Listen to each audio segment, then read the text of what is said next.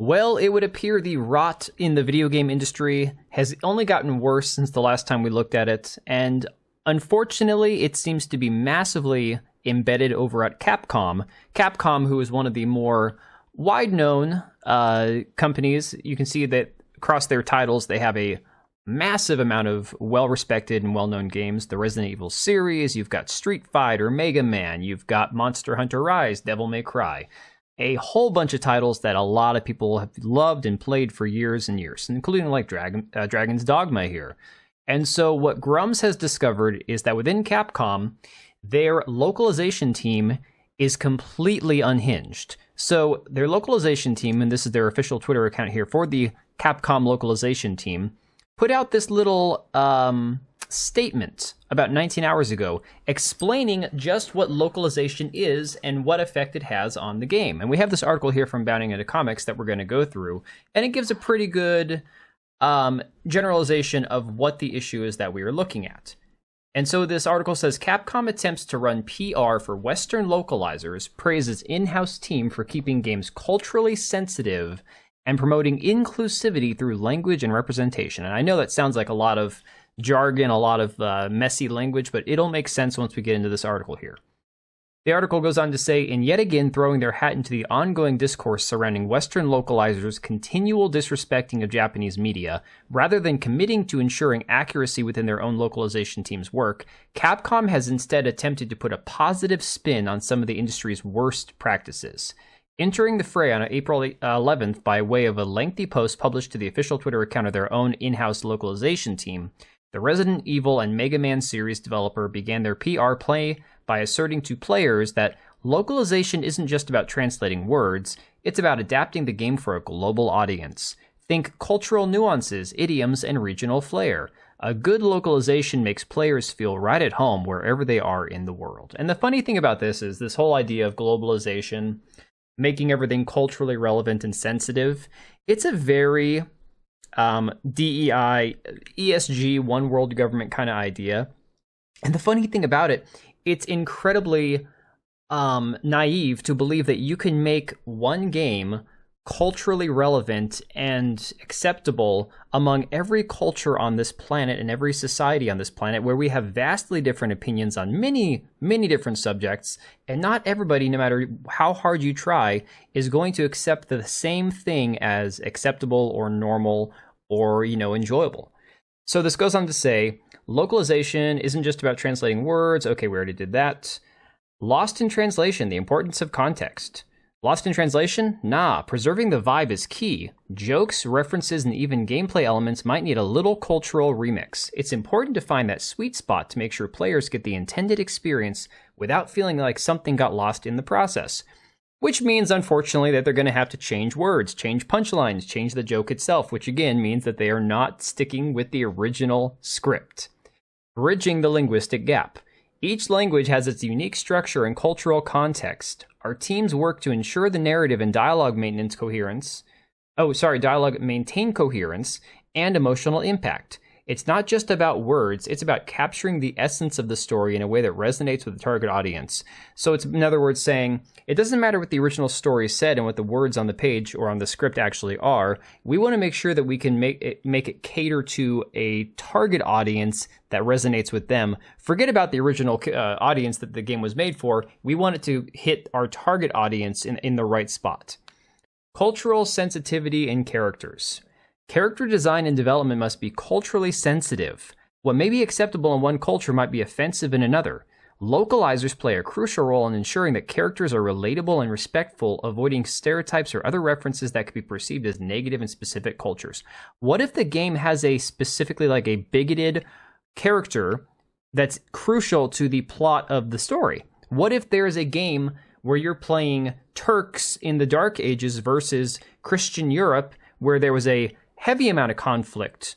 How do you make the game or the script or the dialogue culturally sensitive to both parties involved? This is asinine. Now you have with the rainbow here, inclusive language and representation. Localization efforts extend to promoting inclusivity through language and representation. This involves adapting not only the linguistic aspects, but also addressing gender-specific language, cultural norms, and diverse perspectives. The aim is to create an immersive experience where players from different backgrounds can identify with characters and narrative. This can be very challenging for certain languages due to grammar.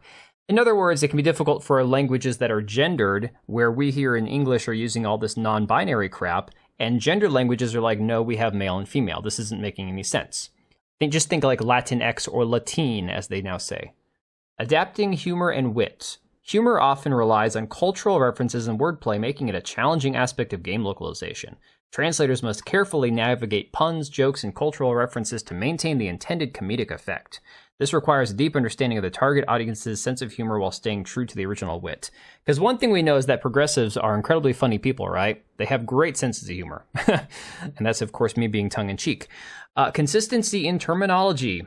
Maintaining consistency in terminology is crucial for a smooth and coherent gaming experience. This applies not only to translating words, but also to ensuring that game mechanics, instructions, and lore are consistently represented across languages. Establishing a cohesive language system helps prevent confusion and enhances the overall gaming experience for players worldwide. But again, what if the game was not intended for a worldwide audience? This is one thing that they do not ask themselves. What if the game was not meant for a global audience? What if it was meant for a specific demographic in the culture that it was made?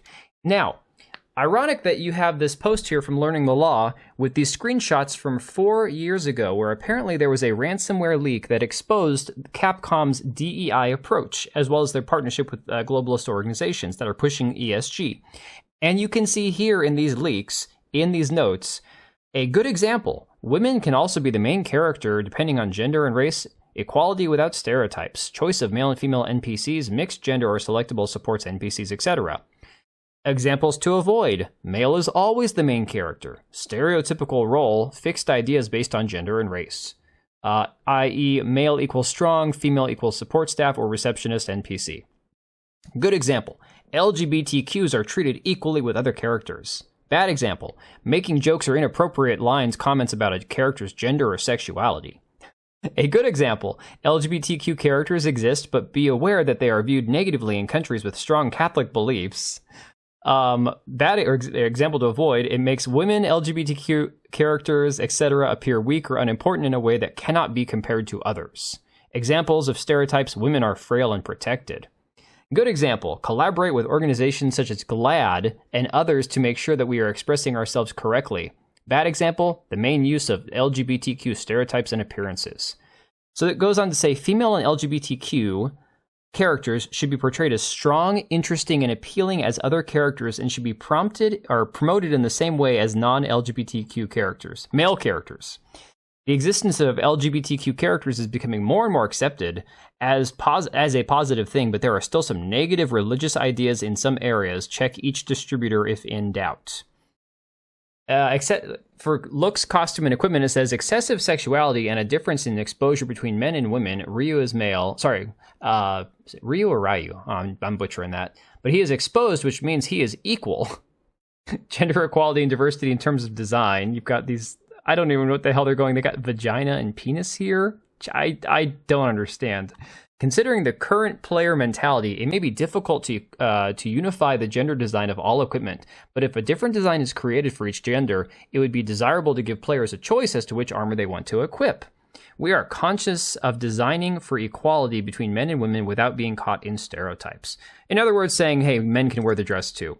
And if you're asking yourself why any of this matters, I'm just going to leave off with this article right here from Bound Into Comics, talking about how Discotech dropped a localizer after he bragged about rewriting a character as transgender, hating the original source material, and claimed that he said, we made it good because the show sucked. So these are people who are Western localizers. They take something that they don't understand, don't like, or flat out hate. They get a job here translating it, but it's not just translating. It is, it's literally perverting the original character from what it was supposed to be to what it is now. And I forgot, I actually bookmarked something, so bear with me 1 sec, we're going to do this on the fly. Thor Odinson had a fantastic post about this, and he says, localization in process, or in practice. And this is exactly it. You have a beautiful painting, and these guys here, they're the localizers. They're going to fix it. So I'm going to leave off with that. We are live streaming in a few hours. I'm probably going to upload this video a little bit early. I will be on playing some Dead Space at about 9:30 Pacific time. Hope to see some of you there. Make sure to check the link down below. I've got an awesome coupon for Meta PCs. I've got an affiliate link down there. It helps out the channel quite a bit. Just go check them out. Awesome computers, financing available, and I will catch you guys later. All right, and if you made it this far, thank you so much for watching the video. Thank you for being here. I do have 2 channels, Minimal Effort Podcast, as well as my gaming channel. I do have a Twitch and Kick for my gaming channel. We do live streams over there occasionally, maybe once a week. And then if you are in the market for a new PC, make sure to check out Meta PCs. Click the link I have down below. Use code TBO at checkout for a special discount. Thanks again for watching, and I will see you next time.